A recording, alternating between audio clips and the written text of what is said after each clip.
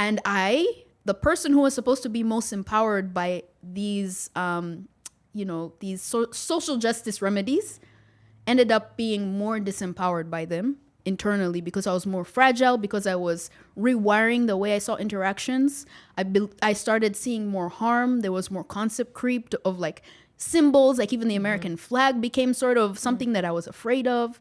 And so I, as the individual who was supposed to be empowered, ended up disempowered.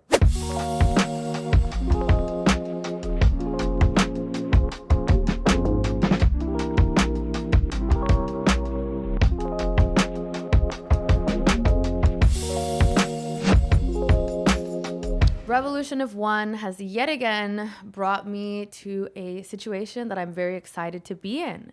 I'm going to have a conversation with Kimi Kaititi. She's a friend of mine. She's a writer. She's a thinker. And she's got a very interesting story. Something that's important to me about Kimi's story is how she's been able to develop her own perspective and navigate times where the pressure to conform to certain ideas, to act like a quote unquote good person, in so much as it is defined by other people, places a lot of pressure on us. And it might seem like a juvenile thing to have to overcome: peer pressure, being yourself, thinking for yourself. But more and more, I find that these are actually the battles that wage on through our entire life. It's not just something that we have to overcome in grade school. The thing is that most of us never do overcome it in grade school, so it continues on throughout our life. In this conversation with Kimi Kaititi, I am very excited to get to the core of how she was able to navigate groupthink, resist peer pressure, and develop her own perspective as a thinker and become a very fascinating person. So I am Salomé Sibonex. I am your host here for the Revolution of One conversation series. So let's jump into it. Kimi. Hello. Hi. We're here. I know. We're here. We're here. I'm so excited that we're getting to do this because I love to talk to you anyway. Likewise. Thank all you. the time. But you know what? There's something special about setting aside the time in a very intentional way to go deep in these ideas and share the value that we find with the audience. Yeah. So absolutely. You have an incredible story. Thank you. I would love for you to start with your background. Okay. Just right now, go for it. Go for it. Excuse me. So I was actually born here in Boston, in the United States. I was born in Boston, and I didn't have a lot of memory of the United States, but on my mom's side, I had a lot of relatives that lived up there. Moved to Uganda when I was still very young, and I am ethnically Ugandan. So even though my origin wasn't in Uganda, I grew up in Uganda, watched a lot of Hollywood movies, didn't really think too much about what expectations were placed upon Black girls at the time, but it was when I was introduced to the X Games, and I loved watching like skateboarders on TV when I got the chance. It wasn't like super common, and so kind of had a loose idea of possibilities. And my mom, worked in airline management, and my dad is an engineer, so they set really good examples of being as, going for whatever dream it is you have in mind. I moved to Tanzania, and then in South Africa, I had most of my education was in South Africa. Now, South Africa, compared to Uganda, had a very interesting climate, especially for the 2000s. It was still recovering from the apartheid era. And so my expectations as a Black woman in high school around that time of like 12, as you're growing into your womanhood, it was very complicated and tricky. But there were a bit of like racial limitations there, but it wasn't as severe as when I came to the US and went through the college system. That's when I felt a sort of subconscious creeping in of limitations and performances expected of my identity as a Black woman who now in this context was an immigrant as well. Okay. Yeah. There's so much there. Yes. Okay. where should we start? I want to hear specifically what were the difference in those limitations. Yeah. So you met limitations in post-apartheid South Africa. Yes. But you also met limitations in what specifically, where in the US was it? I went straight here. Oh, LA. LA. No yes. way. Yeah. Okay, awesome. Yeah. What did you feel in terms of restrictions? So define for me what those restrictions, like an example of them in South Africa were, and then what they were here.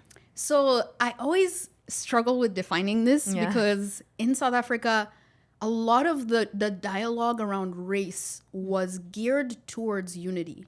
It was always, there was an emphasis on finding humanity in even the oppressor class, which at the time were like the white individuals who happened to be Afrikaner or English. And so there, there was an understanding like you put us through this as Africans, like you put us through, being boxed into these townships. You stripped away our dignity in so many ways. But you did that because you lost your humanity, and we want to help you regain your humanity. And this is, I'm kind of, the we that I'm talking about is like Desmond Tutu and like a lot of people of that time who were sharing that rhetoric. Nelson Mandela, who became the president. A lot of the leadership has changed their tone since, but I am still speaking of like that 2000s like era in South Africa.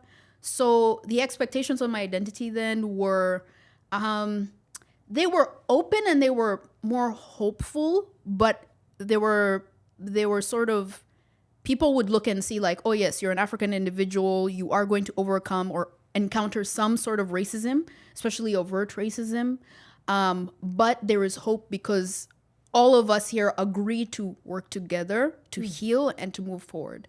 So what that might look like is, I encountered a lot of overt racism, but I went to like a multicultural school. I loved high school. So just to, put it into an emotional like capsule, I loved high school because even though we're all different and our parents maybe didn't grow up learning from like different races and getting to spend time with different cultures, we would ask each other questions about our different cultures and didn't get offended. Interesting. Right? So there was this understanding of like, we came from a limited past, but we want to overcome it. Even as like preteens to teens and like in that age, we were open about discussing our differences without judgment or condemnation. That's fascinating to me. Interesting. Because both of us know that it is not like that right now. Exactly. In the United States, in many places. Yes. So can you describe to me what the difference is that you perceive in the US when you moved here, which is not a country that had apartheid as recently as South Africa. I mean, we have our own history of racial segregation and oppression and discrimination, but I think it's fair to say that South Africa had it more recently and more intensely in that way. We've had more time pass. And so you'd expect that the United States would be as progressive or more progressive, even more, than South Africa in terms of race relations in that way. But how did you perceive it, and how do you perceive it? So I would preface it with the story of the emperor has no clothes type of situation. So keep that in mind as I like describe like that transition.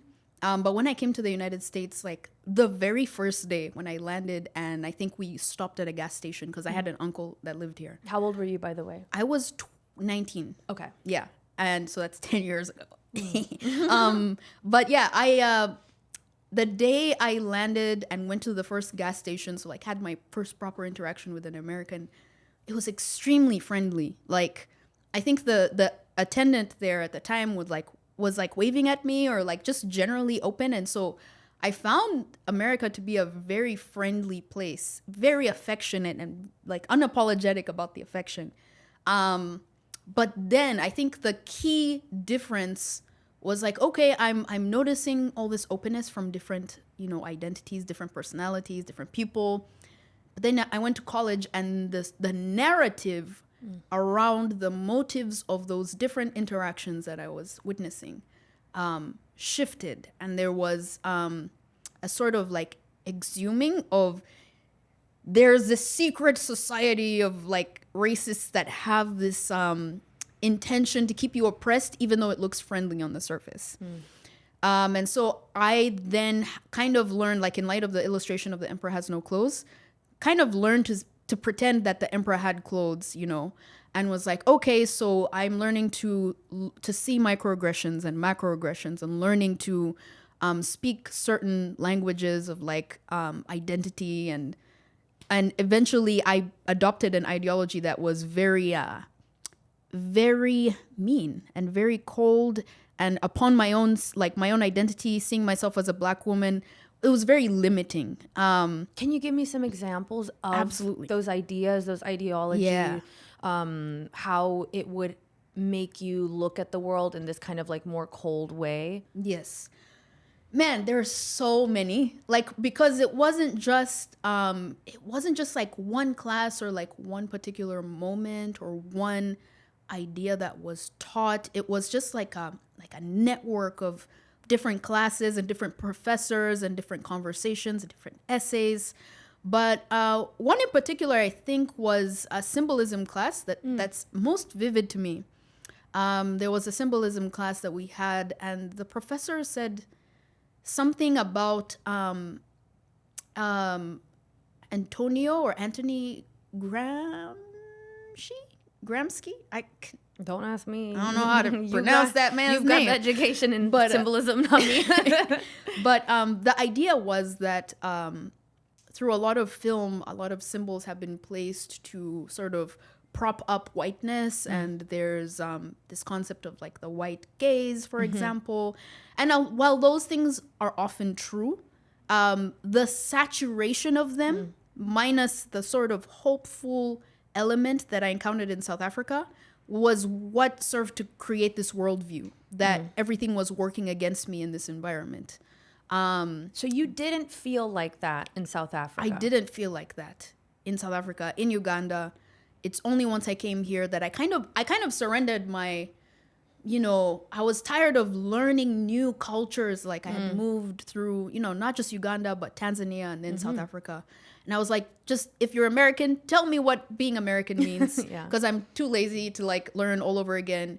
And so I just kind of surrendered those like, you know, experiences that I had. And I was like, tell me what it means to be a Black woman in America. Like, I just want to figure it out as quick as possible so I could move on. And I thought it would just be like chill, but it was like, oh no, like we have this web. Like, for example, we had other classes about incarceration, and you're sharing these like harrowing statistics of Black men being in prison at far higher rates. And, you know, it's this web of like, look at all the data we have, look at all this evidence, all these like authors writing about the topic, that it eventually creates this like narrative of like, oh wow, so there is no hope, and like everyone who doesn't look like me is trying to harm me in some way, whether that's overtly or covertly. Yeah. That is fascinating to me, because I know that I want to give credence to the rebuttal, right? Which is, well, those statistics are real. Black men are incarcerated at higher rates, and there are instances of racism, and there is a history of segregation and oppression in this country. Yeah. So what would you say to someone that believes that perspective, that is seeking to constantly reaffirm and highlight the oppressive dynamic in every in any experience, any situation? What would you say to that as someone that has experienced a kind of like anti-racist progressive culture in Africa that was attempting to overcome those same histories, but did it in a different way, that was not cynical, did not need to suss out malicious intentions where they might not have been? What would you say to someone that says, but this is a good way to prevent racism, as someone that has experienced both sides of that kind of approach? Oh boy. You know, this sort of thing is very tricky because of a lot of the different ways people understand humans to improve. or the direction that humanity goes. I recently read an essay by, I'm so sorry to forget the person's name, but he referenced Thomas Sowell's differentiation between a constrained view of humanity and an unconstrained view of humanity. And I believe the unconstrained view is what a lot of progressives take today, which is to say that humanity can always evolve no matter what. Like, you can just kind of force people into a box and they'll just adhere to it, and period, right? So, and the constrained view, the constrained view is the opposite. It's what most conservatives will likely turn to, which is that, humanity has a fixed nature, and you can't just force people into a box. There's a certain flow of things and a certain way of persuading people into, different ideas or changing their lifestyle or changing their habits. Okay, so I would try to encourage this person that, well, first of all, I do take the more constrained view that humans have a specific way that you need to address them in order for change to happen. And that for me, I have tasted both approaches. One that sort of wants to bring reconciliation through the constrained view of humanity, and one that wants to bring reconciliation or at least fix injustice through the unconstrained view. The unconstrained view was like rampant through American college, whereas in like the South African dialogue, the other was, right? And the person who was supposed to be most empowered by these, social justice remedies, ended up being more disempowered by them internally because I was more fragile, because I was rewiring the way I saw interactions. I started seeing more harm. There was more concept creep of like symbols, like even the American flag became sort of something that I was afraid of. And so I, as the individual who was supposed to be empowered, ended up disempowered. Yeah. Pretty much, right? I would try to convince that person that, look, there is a specific approach that brings peace. There's a specific approach that brings unity, that brings change. Also, if we want to kind of compare it to an American context, someone that has inspired me tremendously is Daryl Davis, and his approach to changing the most extreme individuals, and not even changing, he's not forcing anyone, but he tries to build a bridge through kindness and common humanity that causes people to have a 180. I'm talking about like extremes, like being in the KKK. So yeah, I'll try to convince that person of human nature and really thinking about that the most, rather than brute forcing an approach just because you want it to work, but then not looking at the data. Like, does it actually reap the results you want, That's an excellent answer. You're killing it. You're killing it here. I'm so glad that we're having this conversation. Likewise. Because you know what? I think that in the space that we are in, kind of like this thinker, heterodox, questioning ideas space, it's really easy to brand people who go against the common progressive or leftist narratives today as, well, then you're just a conservative. Yeah. You're just right-wing, callous, cruel, and you don't care about racism. You don't care about people getting into better positions in life. You don't have any empathy for people that have suffered discrimination, and it's real. You're not facing that reality. And it's so important that we add the nuance to this conversation that it's not that we don't care about discrimination. It's not that we don't want a better society, a more progressive society, a more equal and uplifted humanity. It's that we're seeing that it's not working. Yeah. And when you tell your story, it reminds me exactly of my story. Yes. I had that same example of adopting ideas that I was told were good for me. Because, feminism or like Latin American issues or whatever it might be, they're told to you as, this is for you. This is, we're going to help you. We're highlighting all the ways that you're being hurt, and that's how we're going to help you. But I found that it did the same thing. It got me to focus primarily on who's out to get me, what obstacles are around me. And it comes with this baked in notion that the real problem is bigger than you. Yeah. The real problem, the real obstacle is always something that is bigger than you. Mm-hmm. And as an individual, you're kind of at the mercy of that. Yeah.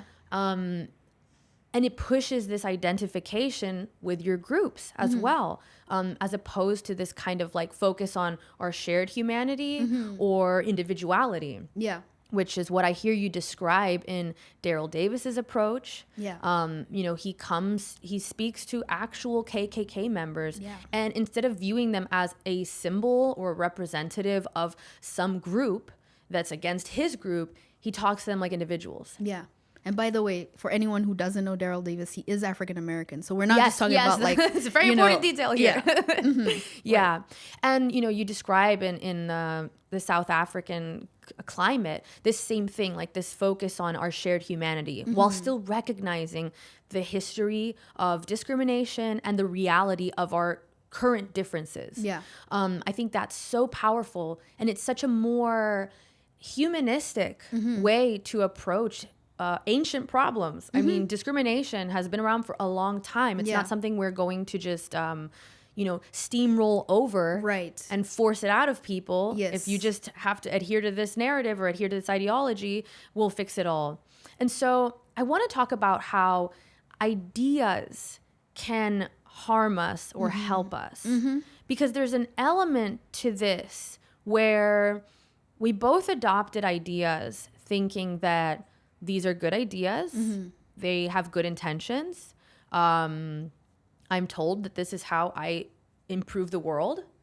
But then we had these material experiences that were contrary to that. Yes. It was not helping me. On the contrary, I felt a lot of my experiences with the kind of leftist ideology we hear today that really focuses on there's always a malicious element to things. Groups are the most important part of someone's identity. You cannot have an interaction with someone without paying credence to their group identity and having that influence how you interact with them. You know, ideas like privilege or intersectionality, things like this that really force us to look at people as group members first and individuals second.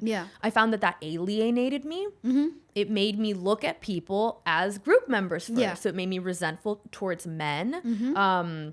It made me tiptoe around Black people because I was like, oh, you know, I can't contradict you, can't disagree with you, because who am I to do that? You know, you have more of an experience in this way. I can't, you know, I don't want to be offensive because that will just be racist also. This kind of like idea that it's not intent that matters, it's impact, you know, things like this that just kind of make it hard for us to be human with each other because it puts this massive framework upon us that really makes everything kind of like a tripwire where you use the wrong word, you don't, you know, consider someone's identity in this factor and how it interacts with your identity, then you're committing some kind of microaggression or, you know, some kind of offense. So I found that this was just like, it did something for me while harming me in other ways. And so I'm curious, because you said that you kind of adopted some of these ideas coming from a little bit like of a newcomer position, like an immigrant into a new culture.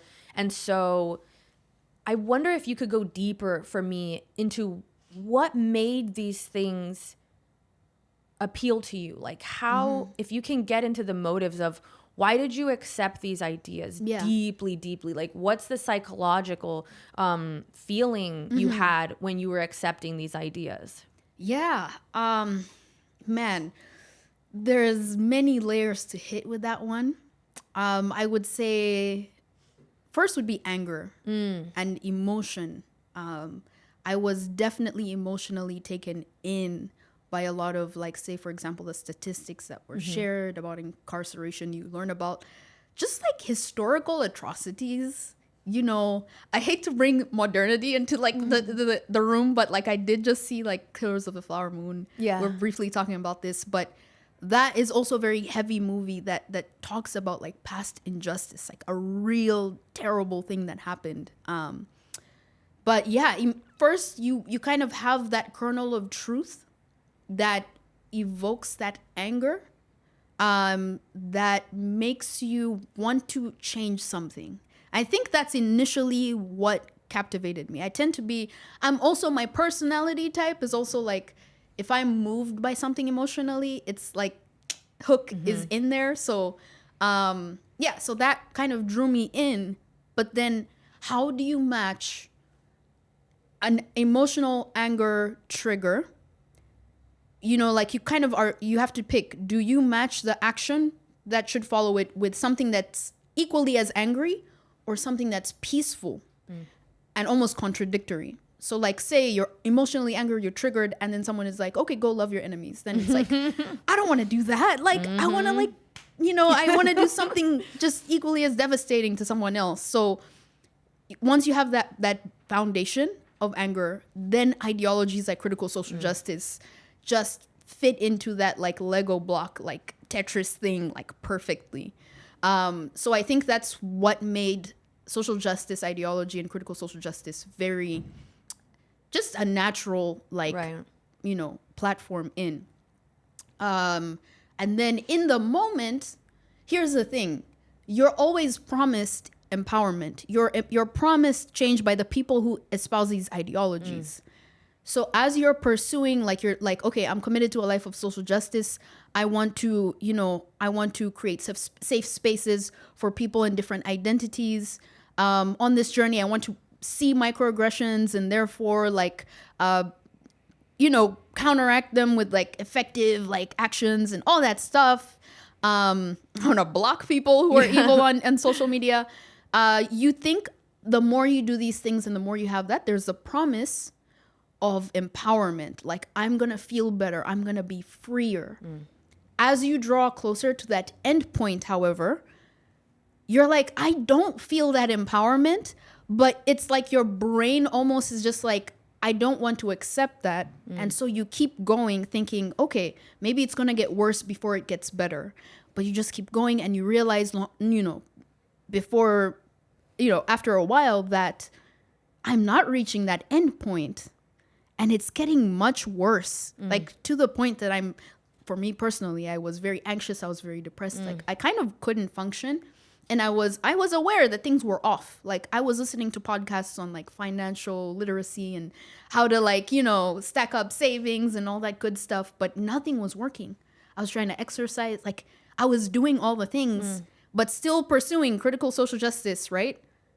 But like nothing was working. And I think once you say like, okay, I'm going to take an equally angry approach to counteract this emotional anger as a foundation, you embark on a path towards an illusion and you ignore the reality because you're like, I know I'm supposed to be empowered.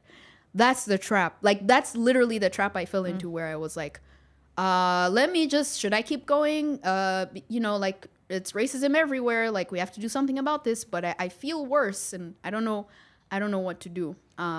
Yeah. That's amazing. That's exactly my experience. Okay. I'm right there with you. Okay. Yeah. I mean, I'm so glad to hear you put it into words like that, because in a lot of the interviews that I've done, I describe exactly that process of having some kind of disgruntled, unsettled origin, which, hey, we were young. We were a lot younger than we were now when we first encountered these ideas. I was probably, like maybe 19 or something. Right. I'm 31 now. So I encountered these ideas before they were really common on the main stage. Yeah. So there was even this added sense of like, ooh, I've got a secret. Like, I figured out something that other people haven't even figured out yet. Actually, the thing is that people have privilege. Actually, the thing is that like men and women are inherently unequal in society because society is structured to constantly oppress women from every angle. Actually, all the differences between men and women are probably attributed to society maliciously trying to keep women down. And it's like, damn, that's literally cynicism. And so it's interesting to look at these ideas and think about, are the ideas I'm adopting helping me or hurting me? Yeah. Do they just tell me that they're helping me and then hurt me? Or are they actually helping me? And in our case, these ideas, these critical social justice ideas, these, kind of leftist, activist cultures that we were in, they really sold us a beautiful idea. Yeah. But when both of us looked at the material reality, it was not matching up with what we're being sold. And can I also add that, like, everything that was, say, like, if you're feeling anxious and you're feeling depressed, there's also the whole concept of, well, maybe it's the harm of, like, anyone else who pushes back, or it's all those experiences that are, that sadness, that dissatisfaction you're feeling. Yes. It's just a reflection of the terrible society you live in, and the reason why you need to keep going down the path. Exactly. Yeah. It's kind of what is the word? There's like a concept for that, like a self-perpetuating. Yes, it's like a self-fulfilling prophecy. Yes, essentially. Like, if I'm upset, it's not the ideology. It's proof that the ideology is right. Exactly. But the ideology is also going to eventually relieve me of these negative emotions. Yes. I think it's a really, I think it's a very pernicious, sneaky thing. Yeah. Because there's ways to care and to do good and to want to uplift others and to want to pursue fairness and equality and compassion in society and change. You touched on that, which was at the same time, yes, we had these feelings of anger at seeing, confronting the reality. And this is kind of the interesting thing. We're young, we're confronting these realities of, oh, wow, there are bad things in the world. Bad things have happened. Bad things continue to happen. There's unfairness. There's oppression. There's cruelty. There's inequality. These things make me angry and upset. Yeah. I want to do something. But we're also so young. And we don't know a lot yet. Yep. We haven't gone through life. So it's very easy to be sold an idea that says, yeah, look at all these terrible things. Here's how to fix them. Yeah. Okay, I see no other option right now because I'm so young and this is the thing that all my peers are telling me. This is the thing that all my professors are telling me.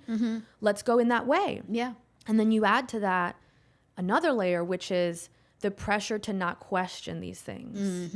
The pressure to conform to these ideas, because if you're not participating in this kind of social justice world, if you're not pursuing the same political beliefs as your peers, you're part of the problem. Yep. You don't actually care about racism. You don't actually care about fairness, compassion, and equality. You're part of the problem if you're not pursuing those values in our way. Yeah. And so that's something I'd love to get your take on, because yes, we've kind of outlined how these ideas, they address a need that we have, which is, yes, we're confronting these ugly realities. We want change. We have our own personal problems. I had a whole journey that I had to go through, which is part of maturity, but I'm kind of starting to have this theory that I think a lot of young people start out not knowing how to live. Yeah. Because that's the nature of life, unless you've got awesome parents that have it all figured out and also know how to show you and get through your annoying teenage arrogance. It's like, I don't need you to tell me how to live, Mom. I don't need you to tell me how to do my finances, Dad. If you somehow start out on the right path perfectly like that, okay, maybe you won't be so susceptible to ideas that tell you, hey, we're going to make you empowered and we're going to help you with your finances and your health and you're going to have a great life, but this is the only way to do it. Maybe you'll be resilient to that. But if you're anything like me, you started out with, just confusion about how do I go after the things that I want. I have these dreams. I want to be an artist. I want to be successful. I want to be able to afford my own life. But I don't see anyone in my family that's been able to do the things that I want to do. So I can't turn to them. And I'm not exercising well. I'm not eating well. I don't have a schedule. I don't know how to make plans and follow through on goals. So, all these things create depression, anxiety, and bitterness at the fact that, like, I have these goals and I don't know how to get them. And so then, you confront an ideology that says, well, actually, it's society's fault. actually it's this group and that, and here are the problems. Yeah. Just keep going down this path and restructure society, then you'll be able to have your dreams and your happiness and your health and all the things you want. So it's very easy to get sucked into that when you're younger. And now that I'm a little older, I see that I just needed to work out, read a little bit more, sleep well, you know, kind of get a schedule going. I didn't really need critical social justice theory to get my life together. Exactly. I actually just needed to mature and learn about myself. And now I feel that I know how to do good in the world in a way that's true to me. I don't need other people to tell me this is how you do good. This is how you do compassion. This is how you pursue equality and fairness. I have a strong sense of what these values are to me. And that allows me to pursue them in a way that's authentic to me, actually helps other people, and helps me to grow.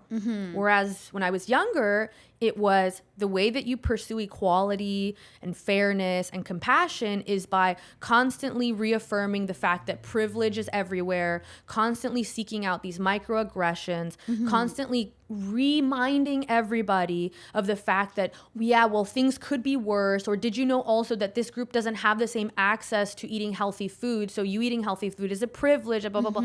All these things that kind of just layered cynicism onto everything didn't seem to solve problems, just function to remind everyone that, hey, I know there's problems, things are bad, you know, and this is the only way to solve them, but all I'm going to do right now is just remind you that the problems exist. Exactly. So I'm curious, for you, what do you think about the way that these kind of ideas latch onto people and tell us this is the only way to care, this is the only way to be compassionate, to contribute to society, to help others.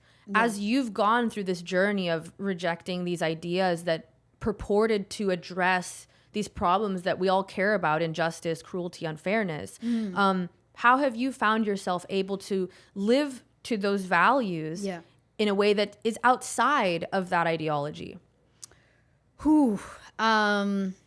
It's hard. But I will say this. I try to, as much as possible, it sounds so like fairy tale to like always bring up the whole like common humanity thing, but it's so real. It's so real because, first of all, I think the narrative that sets people into this like a very like cynical like worldview, or maybe if they happen to fall into like marginalized identities, to see themselves in sort of like, you know, lesser than position. It's because everyone that is forcing this one way of looking at the world is sort of also like telling us you're excluded from the story of humanity. Like everyone else gets like fantastic literature and history of kingdoms and all this stuff. And I'm so sorry to break the news to you, like you just are not a part of that. So different rules apply to you, and you're not going to benefit anything from like hearing wisdom of like philosophers, because again, that's something different from you. You're separate from the story of humanity. I think that's something that's occurred to me. So I try to remember that the human story belongs to all of us, whether that's like stories of like people like in ancient Egypt, for example. Like every story of humanity is something that we can all relate to and claim, right?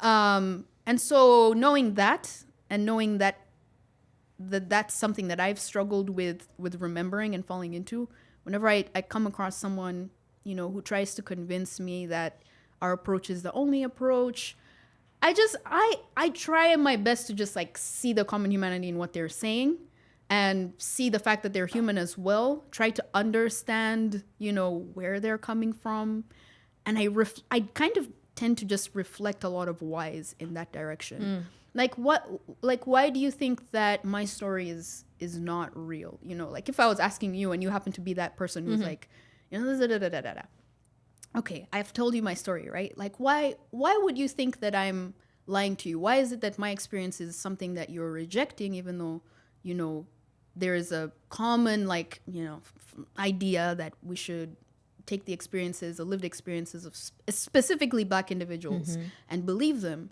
I'm curious to know, like, why is it that you think that I would be lying? Like, I just want to know. And if they do tell me that, like, you know, they do tell me X, Y, and Z, I'd say, like, yeah, that's interesting, and I respect that.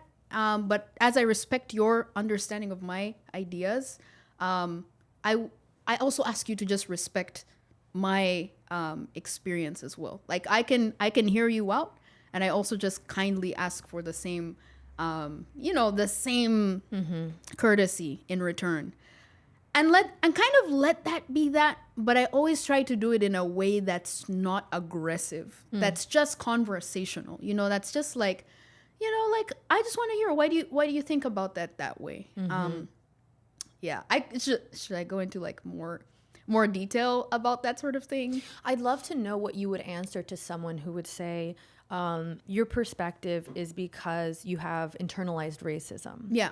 Or you're performing for the white gaze. Yeah. Things like that we hear. That it's a really interesting thing, because you make a great point, which is at the same time that we're told the lived experience of Black people or Black voices, you know, in quotes, that we hear this very specific terminology that purports to tell us we're trying to listen to people that have not been listened. Yep. But as soon as those people don't fit the box, don't say the exact thing that they're supposed to say, you know, as if Black voices all say the same thing, then, oh, well, actually, you're afflicted. Your view is not accurate. Your view is not correct. That's not representative of the quote unquote Black experience. So we're just going to dismiss you. Or worse yet, you know, you get specific slurs and slang targeted at Black people that don't espouse the right ideas. You know, like, I'm not going to go through them,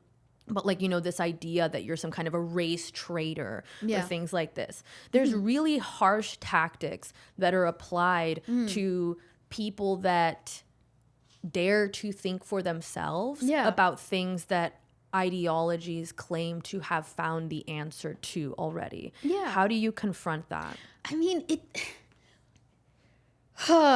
when someone says the sort of like, oh, so you're just internalizing whiteness, I try to, like, you know, bring it back to the way I see it, which is, so are you saying that I'm incapable of having my own thoughts? Is that, like, kind of what you're trying to get at?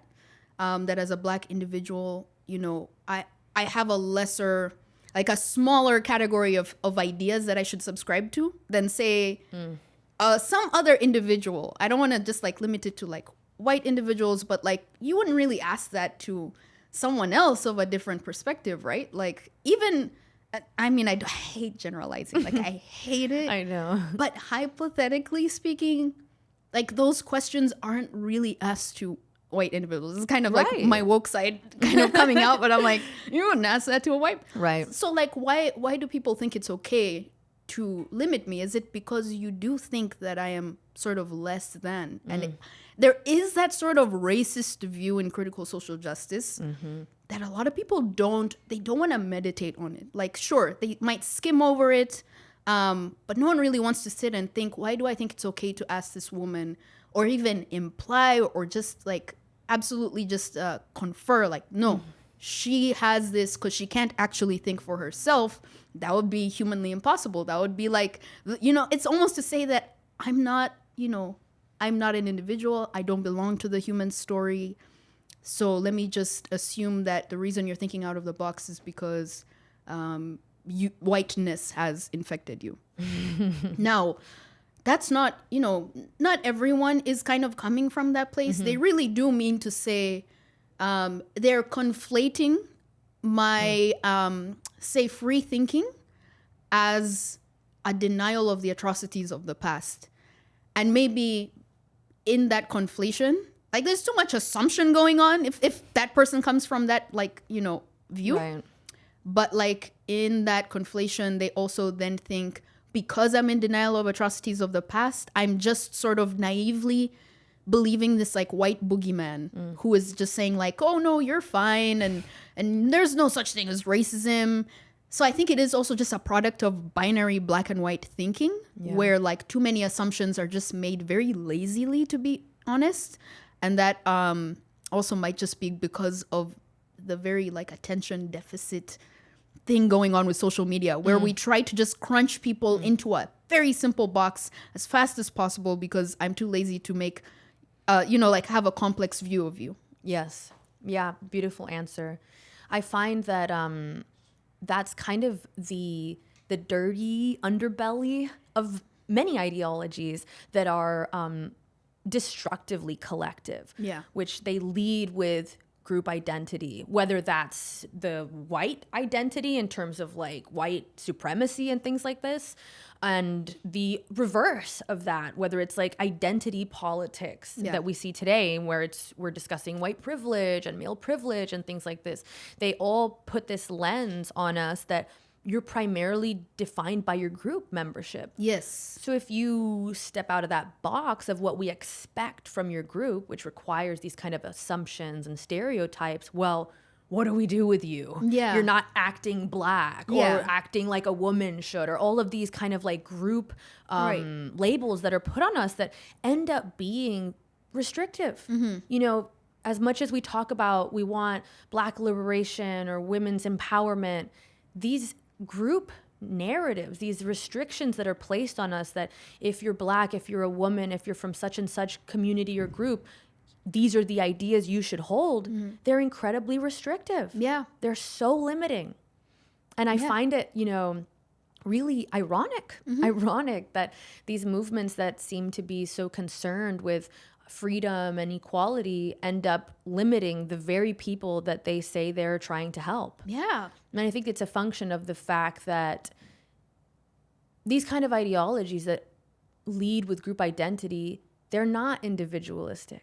They don't leave room for the individual. Yeah. Because they are more focused on the group. So when the individual steps outside of the box of the group, you're a problem. So we just have to kind of do away with you rather than leave room for, oh, wow, what a unique individual. I haven't heard that perspective before. I just want to like inject this idea that I think some people over-identify with their mission. Like if they're committed to social justice, that becomes all of them.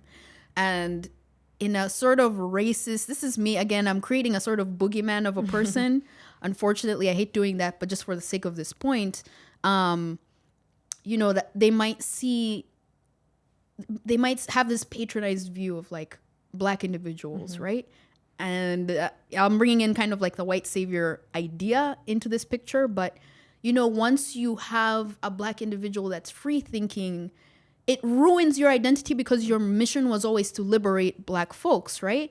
So what do I do if this is more varied than I believed? And that might fall into different like identity like intersections. Like it might not always be like black and white, but it could be in different like things where it's my mission to, for example, like liberate queer individuals from like heteronormative spaces.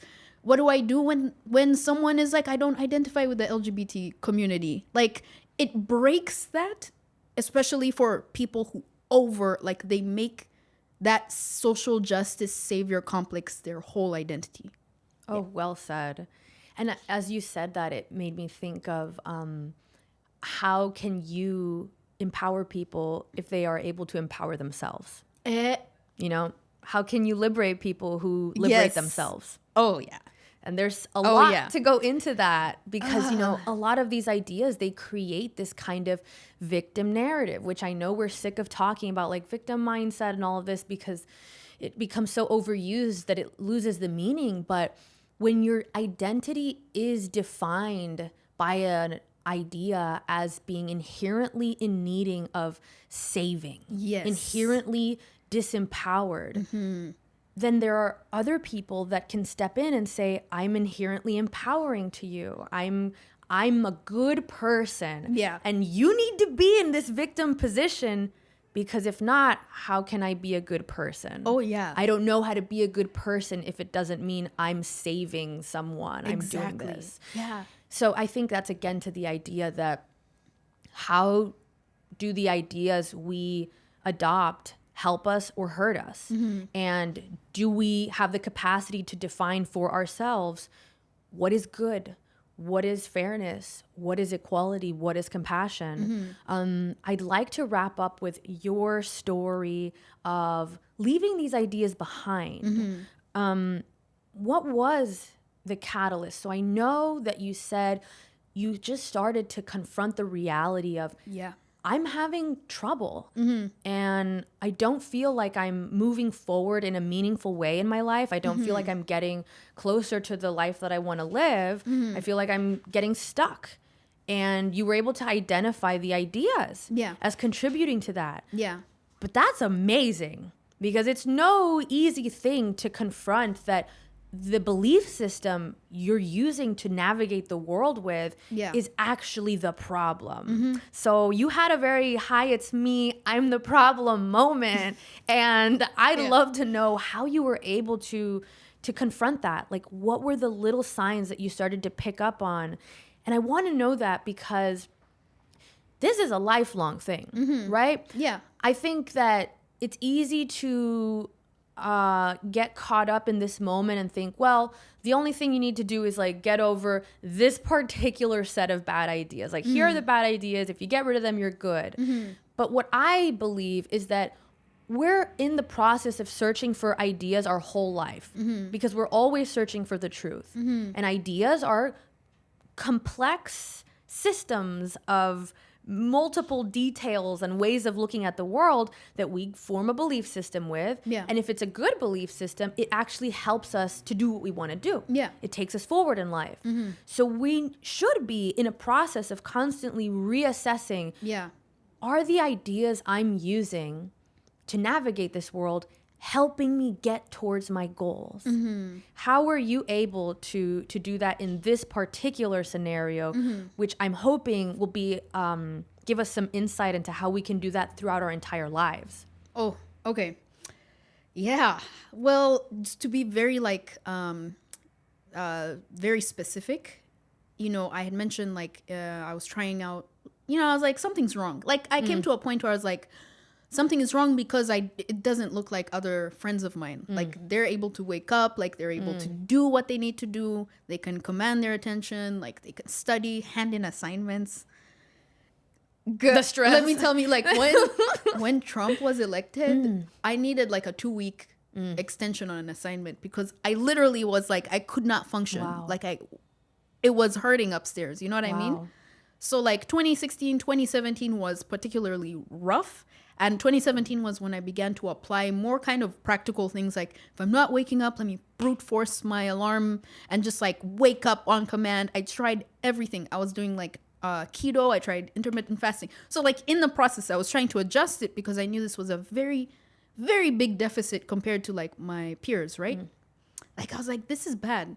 But yeah, I eventually realized that a lot of these protocols, let's call them protocols, were like doing nothing. Like, everything was still fragile. Like, I was very sensitive to interactions, very sensitive to people's facial expression or slight gestures. Say if someone scoots a chair, which that particular like motion was kind of my breaking point.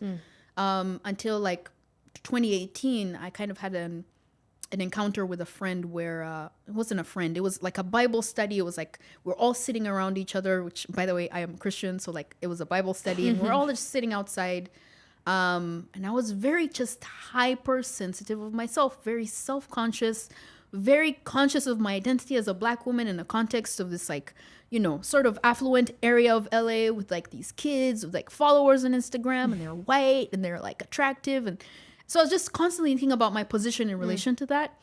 And then someone scooted a chair away from me, And it was like this breaking point of like, he did that because I'm a Black woman. And like, it's kind of like his racism leaking. And I was like, at the end of that Bible study, I asked myself, why is everyone else fine? Like, why don't they suffer this? Because not everyone was white. Like, there were a few attendants who were like Asian or Mexicans, but like no one was seeing what I was seeing. And I'm like, why do I have to be the one that goes home and suffers the pain from this sure, you can argue like, oh, it's because it's racism, but it's like, okay, but really though, like, what if I were to have a more gracious view of this event? And it was, I was at home sitting on my dining table. It was in this moment that I kind of was prayerful about it. And I was asking God, like, why am I so burdened by these microaggressions?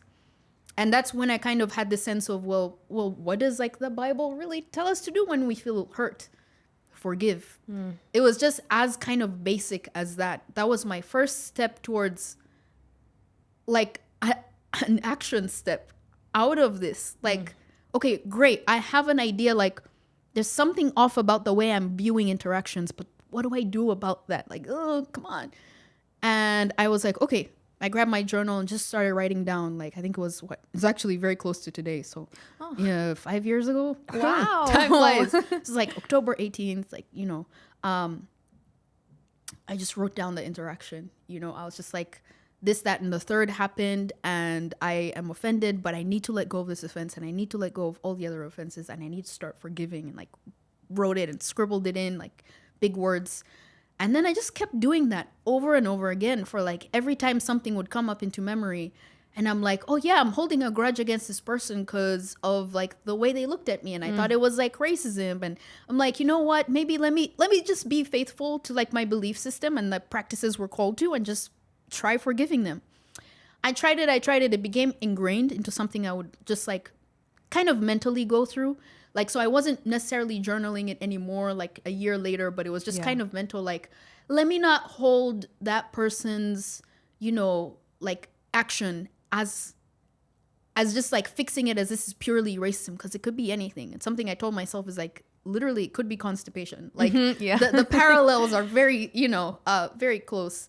And in any case, like over time, I came to, like, I wasn't cognizant of it in the moment, but looking back, I was like, wait, I'm different. Like, I can actually be in an environment and not be so self-focused, but I'm actually like present in a peaceful way. I can go home and like not have as many like buzzing thoughts and like wrecked nervous system as before. That's when like it was until like 2020.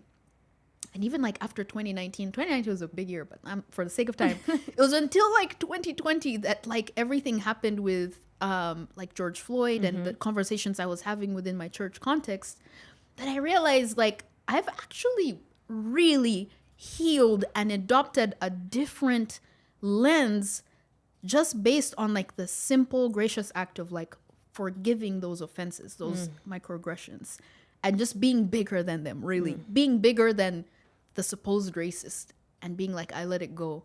And I was actually experiencing peace, but not everyone was like that. And so that's when I was like, maybe I should say something. Like, maybe I shouldn't just like keep this to myself if this has been so helpful to me. But yeah, that's kind of it. This is so valuable. I'm so glad that we've sat down to have this conversation, because there are just so many threads that I could run through with this. We could easily make this a double length interview than what it is.